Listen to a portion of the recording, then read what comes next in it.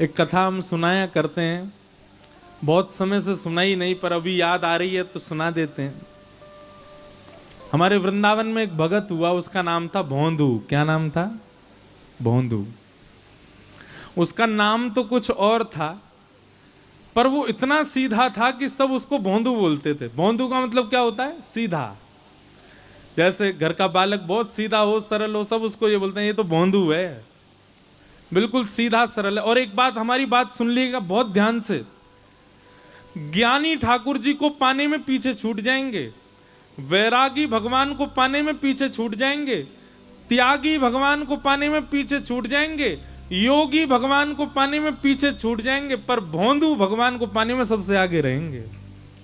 जो सरल है, जो सीधा है, जिसके चित्त में छल नहीं है, जिसके चित्त में कपट नहीं है। आपने कहा दिन तो दिन, आपने कहा रात तो रात, ऐसे को ठाकुर जी बहुत जल्दी मिल जाएंगे। ठाकुर जी को भोंदू बहुत प्रिय है। कबीर दास जी की पत्नी के विषय में हमने पढ़ा है, उनकी पत्नी पता है कैसी थी? कबीर दास जी कभी कभी सुई में धागा पिरोते थे, तो धागा पिरोने के लिए सूर्य के प्रकाश में बैठे हैं, धूप निकल रही है, 12 बज रहे हैं दोपहर के, खूब प्रकाश हो रहा है, और वो अपनी पत्नी से कहते थे अरे सुनती हो? बोले हाँ जी बोलो। वो धागा पिरोना है सुई में, जरा दीपक जला के लाओगी? तो दीपक जला के बैठेंगे तो धागा पिरोएंगे उसके प्रकाश में। अरे भाई अंधेरा हो रहा हो, शाम हो रहा हो तो दीपक मंगाओ, तुम प्रकाश में बैठ करके दीपक मंगवा रहे हो। उनकी पत्नी कैसी थी? वो पूछती नहीं थी, तुरंत दीपक लेकर के आके धर देती थी, आप सुई पिरो लो। कबीर दास जी की पत्नी को भी ठाकुर जी का साक्षात्कार हुआ। क्यों? सरल थी, सहज थी। इसलिए भैया एक बात हमारी बहुत ध्यान से सुन लीजिए, आप जितने चतुर बनोगे संसार के उतने प्रिय रहोगे, और जितने सीधे बनोगे ठाकुर जी के उतने प्रिय रहोगे। चतुर व्यक्ति संसार को प्रिय होता है। ओहो, विवाह में अड़चन आ रही है, विवाह में कोई दिक्कत आ रही है, तो घर का वो सदस्य ढूंढा जाता है जो बहुत चतुर होता है। या तो चतुर व्यक्ति ढूंढा जाता है, या फिर बहुत अनुभवी व्यक्ति ढूंढा जाता है। बड़े बूढ़े लोगों से पूछा जाता है, सलाह मशवरा की जाती है, आप बताइए क्या करें, ऐसे ऐसे अड़चन आ रही है। या फिर चतुर व्यक्ति ढूंढा जाता है जो बहुत जल्दी जल्दी कैसी भी स्थितियों से सुलझना जानता है। ऐसा चतुर व्यक्ति ठाकुर जी को प्रिय नहीं है। तो वृंदावन में एक भक्त गैया चराता था, एक आश्रम की गैयाओं की सेवा करता था। इतना सीधा था कि पूरे आश्रम के बालक, आश्रम के गुरुजी सब उसको बोलते थे भोंदू। उसका नियम था, वो शाम को जैसे आप लोग बैठे ऐसे बैठ करके अपने गुरुजी के प्रवचन सुनता था।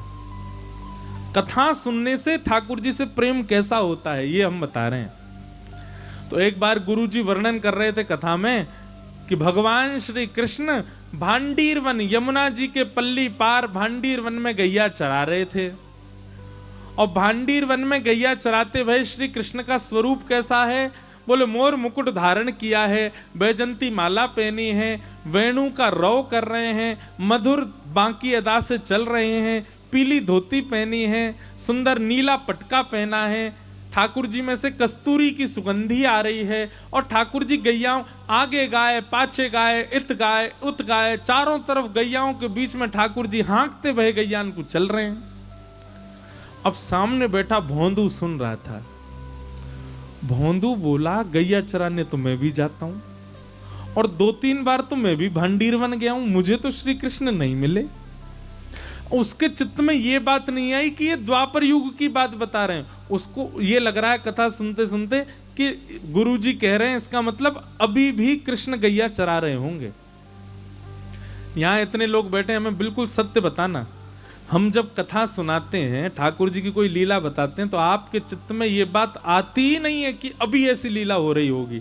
आपके चित्त में आता है किसी काल में भगवान करते रहे होंगे।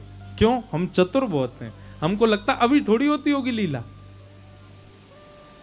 पर भोंदू के मन में आया, ये गुरुजी कह रहे हैं भांडीर वन में ठाकुर जी गैया चराते हैं, इसका मतलब भांडीर वन तो मैं भी जाता हूं, मुझे तो नहीं मिलते ठाकुर जी। फिर स्वयं कोई टोक करके बोला, अरे भोंदू तू भोरो है, तेने खोजो ही ना होगो। तू भांडीर बन जावे, गैयान को चरतो भयो छोड़ के स्वयं पेड़ के नीचे जाके सो जाए, कहां ते मिलेंगे ठाकुर जी? अब की बार जाऊंगो ढूंढूंगो ठाकुर जी कहां हैं। इतना भोला। अगले दिन गैया चराने के लिए गया तो भांडीर वन में अब वो तो ढूंढने लगा। गुरुजी से प्रवचन में सुना था कदम्ब वृक्ष के नीचे ठाकुर जी मिलते हैं, तो कदम्ब के वृक्ष ढूंढने लगा, कहां है कदम्ब वृक्ष? गुरुजी ने कहा था जहां छांव होती है ठाकुर जी वहां बैठते हैं, तो छांव में जाके ढूंढने लगा।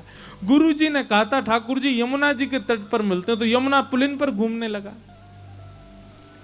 1 दिन 2 दिन 3 दिन 4 दिन, अब तो रोज भोंदू ढूंढे, पूरा भांडीर वन ढूंढ लिया। 4 दिन बाद श्री राधा रमन लाल जी से रुका नहीं गया, बोले कि ये भोंदू रोज ढूंढता है मुझको, इसको लगता है मैं गैया चराने आता हूं, आज इसकी मनोकामना पूरी कर ही देता हूं। और आज भोंदू जैसे ही भांडीर वन में गया गैया चराने के लिए, तभी क्या दिखता है, असंख्य गायों का झुंड सामने से आ रहा है, विशाल सींग सब गैयाओं के, ये महाराज विशाल गैया। और जैसे ही वो गैया इतर हुई, इतर होते ही उसने क्या देखा, श्याम वर्ण त्रिभंग लली पीतांबरी पहने हुए श्री बाल कृष्ण चलते हुए उसकी ओर आ रहे।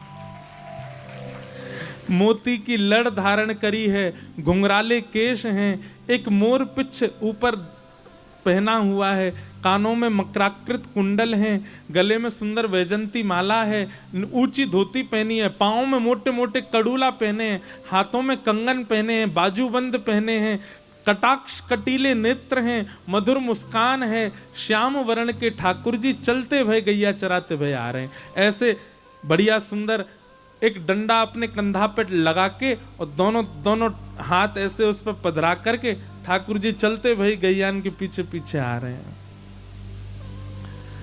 भोंदू ने जैसे ये स्वरूप देखा, वहीं से ही दंडवत होने लगा, जय हो जय हो जय हो, आज दिख गए श्याम सुंदर। ठाकुर जी उसके पास आके खड़े हो गए, अरे लाला। अब वो तो उसके तो हाथ पांव कांपने लगे ठाकुर जी को देख के। ठाकुर जी बोले अरे यहां कहा कर रहे है? अब तो वो तो बोल ही नहीं पा रहा, उसका तो मुंह कांप रहा है। ठाकुर जी बोले घबराए मत, तो मारवे थोड़ी आया हूं मैं। अच्छा ये बता तेरा नाम कहा है? तो भोंदू ने उत्तर दिया मेरो नाम भोंदू है। अब तो भोंदू नाम सुनते ही ठाकुर जी बोले कहा नाम बताया तेने? बोले मेरो नाम भोंदू है। ठाकुर जी तो बैठ गए, जोर जोर से हंसने लगे, कभी इधर गिरे कभी उधर गिरे, लोटपोट है करके ठाकुर जी फिर पूछे तेरा नाम कहा है? बोले मेरो नाम भोंदू है। अब तो ठाकुर जी इतने खुश हुए, उसको ऐसे गले में उसके गलवैया डाल करके अपने हृदय से लगा, वो तेरा नाम बड़ा सुंदर, सुन तू मेरो मित्र बन जा, आज से मैं तेरा मित्र हूं। भोंदू के नेत्रों में आंसू आ गए, बोले मैं आपके लायक ना हूं ठाकुर जी। बोले ऐसे क्या बोले? देख तू भी गैया चरावे मैं भी गैया चराऊं, तू गैया को दूध काढ़े मैं गैया को दूध पीऊं, तू गैया को दूध काढ़ के मक्खन बनावे मैं मक्खन खाऊं, तू भी भांडीर बनावे मैं भी भांडीर बनावे मैं भी भांडीर बनाऊं, हम दोनों एक से। और सुन तू भी भोंदू और मैं भी भोंदू, हम दोनों मित्र हैं, सब तो समान है। भोंदू बोलो आप भोंदू कैसे? बोले मैं हूं भोंदू, दुनिया के भगत आमे 100 रुपया चढ़ा करके 1 करोड़ मांग के जाए मैं दे दूं, मैं हूं भोंदू, सीधा हूं, सबन पर कृपा कर दूं, तेरे जैसो सीधा हूं। भोंदू से मित्रता हुई। ठाकुर जी बोले अब बात ही बना तो रहेगो, कचुक खवावे को पिवावे को भी, चल जल्दी निकार कचुक खिवा, मुझको भूख लग रही है। भोंदू 2 रोटी लेके गया था बस, उसने 1 रोटी ठाकुर जी के आगे धर दी। और इतना भोंदू है, अब हम आप सब लोग होते तो हम तो इतने चतुर सब धर देते साहब ठाकुर जी के आगे, पर भोंदू ने 1 ही दिया, 1 मैं भी तो खाऊंगा। ठाकुर जी के आगे धर दी, वहां में अचार धर दियो। ठाकुर जी ने चट चट सबरी रोटी खा ली। अब भोंदू से कहने लगे अरे तेरा मित्र बनूं, चल ला ये रोटी दे दे। तो भोंदू बोलो आधी ले लो, आधी मैं खाऊंगा, मुझको भूख लग रही है। ठाकुर जी बोले तू बहुत सीधा भैया भोंदू, ले आधी तू खा आधी मैं खाऊं। भोंदू बोलो अब मुझको पता चल गई तुम्हारी खुराक बहुत ज्यादा है, कल से मैं 2 रोटी तुम्हारे काज अलग से ले आऊं। ठाकुर जी बोले दारी के 2 रोटी में मन ना लगे, वो 4 लियो मुझको। भोंदू बोलो तो 2 मेरी 4 आपकी। ठाकुर जी बोले हाँ ऐसे ही करियो। ठाकुर जी अपनी गैया लेके चले गए, भोंदू अपनी। अब भोंदू इतना सीधा, उसने आश्रम में जाके किसी को नहीं बताया। उसको लगा ये सब भगवान से मिलते हैं, मैं ही अभागा हूं, मुझे इतने दिन बाद ठाकुर जी मिले। शाम को जाकर के हाथ पांव धो के गैया सब गौशाला में बांध दी, सानी कर दी, दूध निकाल के शाम को सत्संग में जाके बैठ गया। पूरी कथा सुनी, रात में सो गया। बहुत प्रसन्न है भोंदू, ठाकुर जी मेरे संग खेलने आए थे। दूसरे दिन भोंदू गया रसोई घर में, जाके रसोईया से कहने लगा भैया आज 6 रोटी दे दो। बोलो ए भोंदू तू तो 2 ही रोटी पाता है, ये 6 रोटी क्यों चाहिए? भोंदू बोलो वो नंद नंदन ठाकुर जी आए थे कल गैया चराते हुए, भूखे रह गए, बड़ो पेट है उनको, यूं करे 4 रोटी लियो, मेरे 4 उनकी 2 मेरी।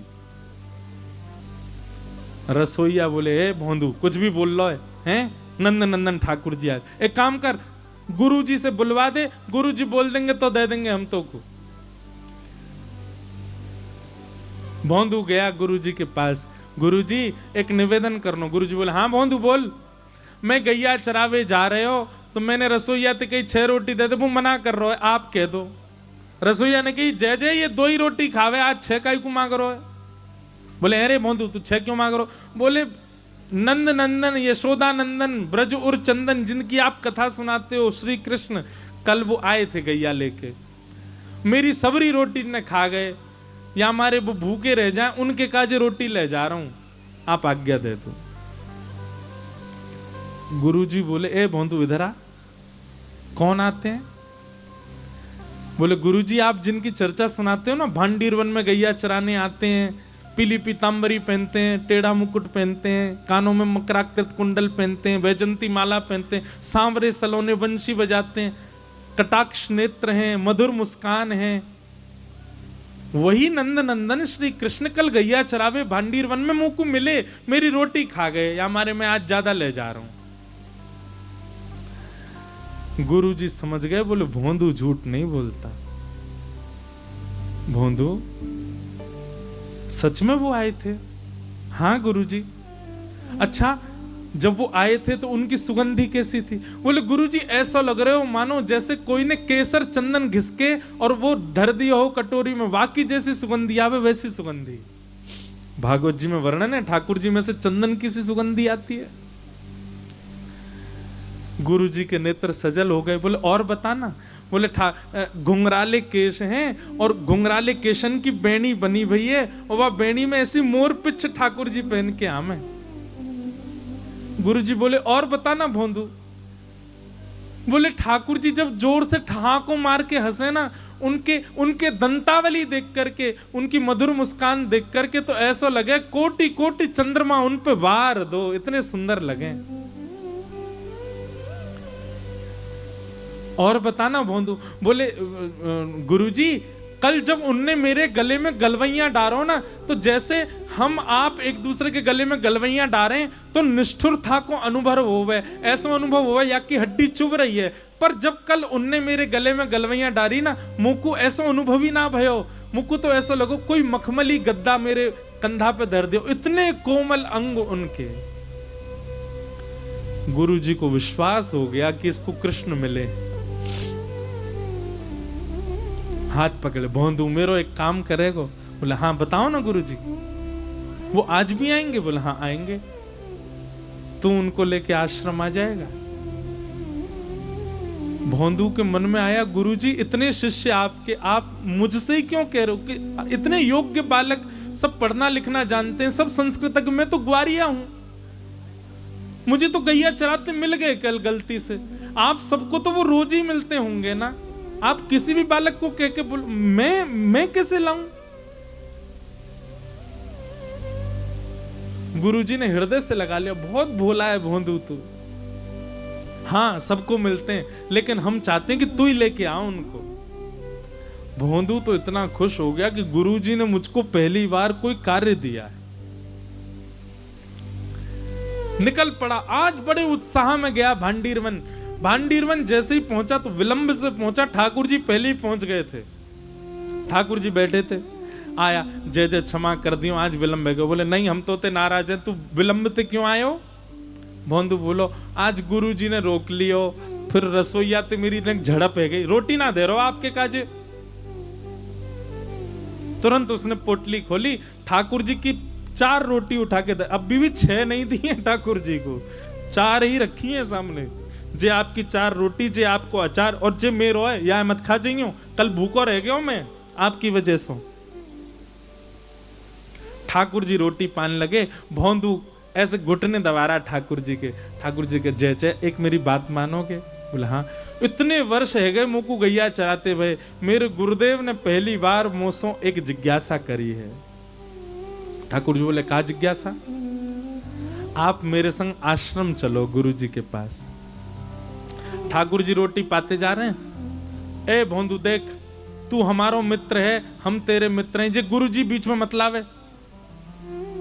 बस मैं तोते मिलूंगा, तू मोते मिलेगा, और कोई से ना मिलूंगा मैं, सबंत मना कर दे। तू मेरो सखा है, बस मैं तोते मिलूंगा और कोई तो ना मिलूंगा।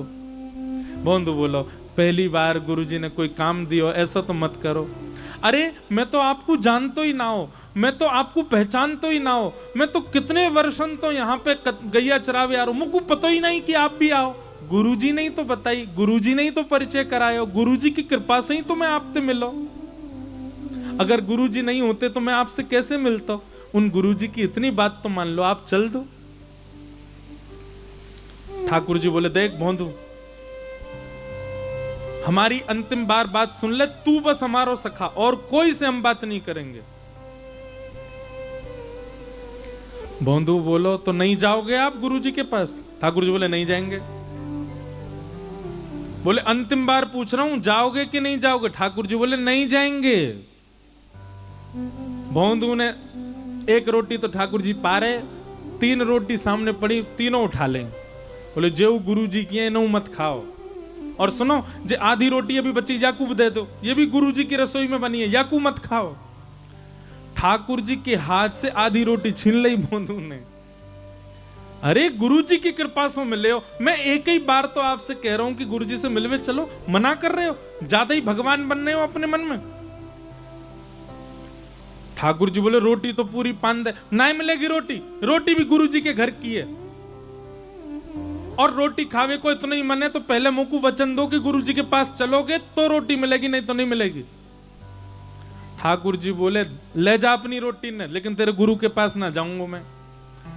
भोंदू ने तुरंत पोटली बांधी, और पोटली बांध करके और उठ गयो, अपनी गैयान को इकट्ठो करने लगो। ठाकुर जी बोले, क्या कर रहे हो? बोले, क्या कर रहा हूं? का गैयान ने लेके जा रहा हूं कहीं और सुनो, मैं क्यों जाऊं, तुम जाओ, तुम जाओ यहां से, अपनी गैया ने लेके कहीं और चरावे जाओ। जे भांडीर बने, जे भी मेरे गुरुजी ने बतायो, यहां आप अपनी गैया लेके नहीं आओगे, कहीं और गैया चराओ। ठाकुर जी बोले, देख ऐसे गुस्सा मत करे, हम तेरे सखा हैं। भोंदू बोलो, मैंने तो आपसे कही ना कि मेरे सखा बनो, खुद ही आए, आकर के मेरे गले में गलवैया डाल के भोंदू नाम सुन के हंसन लगे। और सुनो, जे भोंदू नाम इतना प्रिय लगो ना, जे भी मेरे गुरुजी ने धरो मेरो नाम तो कुछ वो और है, सब मुझको भोंदू बोले। ठाकुर जी बोले, देख भोंदू, तू उदास मत हो। नहीं, उदास तो मैं है गयो और नाराज है गयो। और सुनो, आम पाम 100 साल की कट्टी, मिलवे मत आइयो मोते, मोए कोई संबंध ना रखनो, आपते चले जाओ। ठाकुर जी मनी मन तो प्रसन्न हो रहे, कितना बोला है। अब फिर ठाकुर जी पकड़ रहे, देख तू भोंदू जाने ना, मैं भगवान हूं, मैं परमात्मा हूं, मैं ऐसे सबंत मिलन लगो तो फिर बवाल है जाएगो। तो सबते मिलवे की कौन कह रहा हो, मेरे गुरु जी ते मिल लो। बोले, तू समझे ना है, आश्रम जाऊंगो, एक गुरु ते मिलूंगा तो वृंदावन में इतने आश्रम है, सबरे गुरु कहेंगे हम तो क्यों ना मिल रहे, हमारे भजन में कोई कमी। तो भोंदू बोलो, तो कहा जा रहा हो सबंत मिल लो। ठाकुर जी बोले, तू समझेगो ना बात है। भोंदू बोलो, मोए ना समझ रहा हूं, अंतिम बार पूछ रहा हूं, चलोगे कि नहीं? ठाकुर जी बोले, मैं ना जा सकूं। भोंदू बोलो, ठीक है, तो अब कल से मैं आपको नहीं दिखूंगा। और भोंदू अपनी गैया लेके जान लगा। वो वास्तव में नाराज हो गया ठाकुर जी से। ठाकुर जी ने कही, भोंदू, अरे भोंदू रुक जा। भोंदू ने पीछे पलट के भी नहीं देखा। चलते चलते चलते चलते जब भोंदू इतना दूर चला गया कि दिखना बस बंद होने ही वाला था, ठाकुर जी से रुका नहीं गया। अरे ठाकुर जी का कोई त्रिलोक थोड़ी छिन रहा था, ठाकुर जी का कोई वैकुंठ लोक थोड़ी छिना जा रहा था। भोंदू ही तो जा रहा, जाने देते। लेकिन ठाकुर जी को इतना प्रेम हो गया, भोंदू से दौड़ करके गए और भोंदू के कंधे पे जाकर के लद गए और लद करके बोले, अब ले चल अपने गुरुजी के पास, चल तेरे गुरुजी तो ही मिल के आऊंगा आज मैं। और भोंदू ऐसे पीछे अपने कंधा पे लटका करके, पीछे से तो हाथ ऐसे कर रखे हैं ठाकुर जी ने, और यहां से दोनों ऐसे पैर पकड़ करके भोंदू अपने कंधा पे लेकर के ठाकुर जी को गया। संध्या का समय, गुरुजी द्वार पर ही बैठे थे, तभी देखा कि आश्रम की गैया आ रही हैं। गुरुजी तो व्याकुल हो गए, अब दिखेंगे, अब दिखेंगे, अब दिखेंगे। और जैसे ही उन गायों का झुंड थोड़ा सा इतर हुआ, तभी वो दृश्य देखा, वो छवि देखी। भोला भाला सा भोंदू और अपने कंधे पर जगत नियंता जगदाधार श्याम सुंदर को पिद्दी पर लेकर के आ रहा है। देखते ही गुरुदेव मूर्छित होकर के गिर पड़े, मूर्छा आ गई उनको। जैसे ही गुरुदेव को मूर्छित होते हुए देखा, भोंदू ने ठाकुर जी तो छोड़ दिए, दौड़ के गए गुरु जी को संभालन लगो, जल आदि डालो। गुरु जी होश में आए, जैसे नेत्र खुले तो क्या देखता है कि भोंदू की गोद में गुरु जी हैं और सामने श्याम सुंदर खड़े। दर्शन करके रोना बंद ही नहीं हुआ। ठाकुर जी को प्रणाम किया और ठाकुर जी को प्रणाम करने के बाद भोंदू के चरणों से लिपट गए गुरुदेव। भोंदू कहने लगा, गुरु जी क्या कर रहे हैं आप? अरे जे मत करो, अरे गुरु जी मैं याके योग्य ना हूं। गुरु जी कहने लगे, भोंदू अपना घर त्याग दिया, अपना परिवार त्याग दिया, सन्यास मार्ग अपना लिया, वृंदावन आकर के बस गए, वेदों का अध्ययन किया, शास्त्रों का अध्ययन किया, अनुष्ठान किए, पुराणों का अध्ययन किया, विद्वान बने, लेकिन कभी ठाकुर जी को नहीं देख पाए। और तू अंगूठा छाप, बिल्कुल पढ़ा लिखा नहीं, इतना भोला, इतना सीधा कि चंद्रमा को सूर्य बता दें तो तू मान लेता है। तेरे सीधेपन से आज जगत नियंता जगदाधार तेरी कंधे पे बैठ करके आ गए।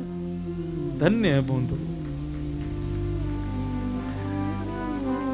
ठाकुर जी ने गुरुदेव को दर्शन दिया और भोंदू को अपने संग लीला में लेकर के भगवान वहां से अंतर्ध्यान हो गए। भोंदू अदृश्य हो गया, ठाकुर जी उसको लेके चले गए अपने संग। भैया, चतुर बन के आप संसार के प्रिय बन सकते हो, पर भोले बन के, सीधे बन के, सहज बन के, सरल बन के आप ठाकुर जी के प्रिय बन जाओ। इसलिए सहज रहो, सरल रहो।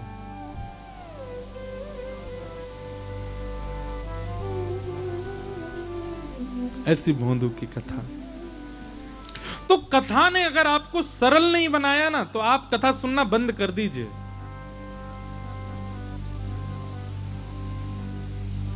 और या फिर एक कथा से सरल नहीं बने तो इतनी कथाएं सुनिए, जब तक सरल नहीं हो जाओ, जब तक सहज नहीं हो जाओ, जब तक आपके चित्त से कपट दूर ना हो जाए, छल दूर ना हो जाए, ईर्ष्या दूर ना हो जाए, तब तक कथा सुनते रहिए। कथा सुनकर के भी चतुराई नहीं गई है आपकी, तो फिर काय बात की कथा? कथा तो सहज बनाती है, कथा तो सरल बनाती है, कथा तो दीन बनाती है।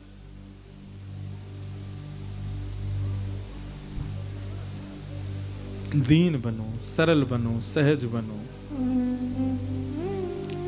निर्मत्सराणाम सताम। इस प्रकार भागवत जी का द्वितीय श्लोक बता करके भाव रखा गया। आगे गुरुदेव को वंदन कर रहे हैं। गुरुदेव को वंदन करते हुए अब यहां से सूत जी महाराज प्रवचन करना प्रारंभ करते हैं। सवै पुंसां परो धर्मो यतो भक्तिर अदोक्षजे अहैतुक्य प्रतिहता ययात्मा संप्रसीदति धर्मस्वनिष्ठितः पुंसां विश्वक्सेन कथासु नोत्पादयेदधिरतिं श्रम एव हि केवलम्।